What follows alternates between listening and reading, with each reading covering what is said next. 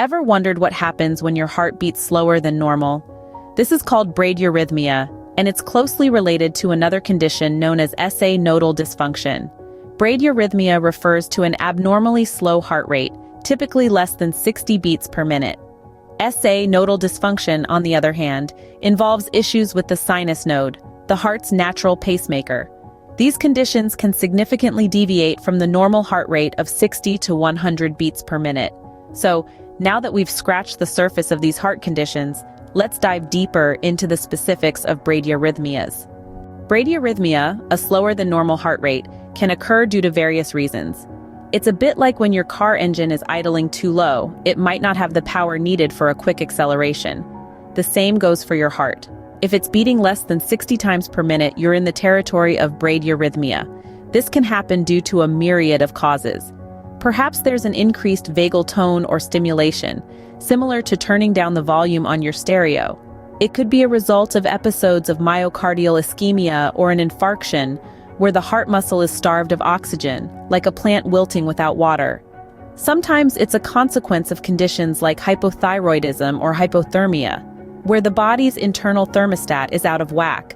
And let's not forget the potential impact of certain medications, such as beta blockers or calcium channel blockers. When it comes to treatment, it's all about addressing the symptoms and causes.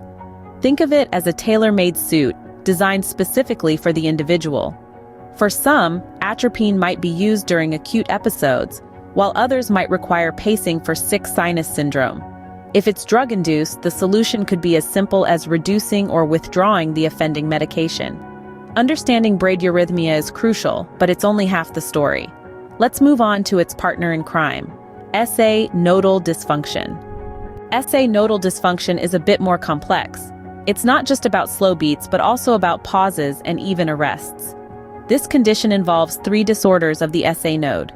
The sinus pacemaker fires, but the impulse fails to depolarize the atrial myocardium, resulting in no initial P wave, and consequently, no QRS complex, ST segment, or T wave. We have sinus block, a complete failure of the sinus node to depolarize the atria. Then there's sinus pause, a delay in the formation of a sinus impulse in the SA node, causing a temporary pause. And finally, sinus arrest, a longer delay in the formation of a sinus impulse. Escape beats or rhythm may occur, including atrial escape, junctional escape, and ventricular escape. We also see sick sinus syndrome, characterized by sinus node dysfunction. When symptomatic, an electronic pacemaker is indicated.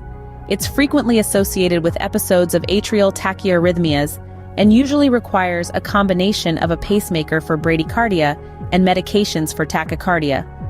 These two conditions may seem intimidating, but with the right understanding and medical intervention, they can be managed effectively.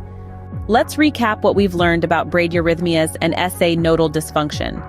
These conditions, which can cause a slower than normal heart rate, can be due to numerous factors like increased vagal tone, hypothyroidism, or certain medications. Distinct disorders like sinus block, pause, and arrest further complicate the picture.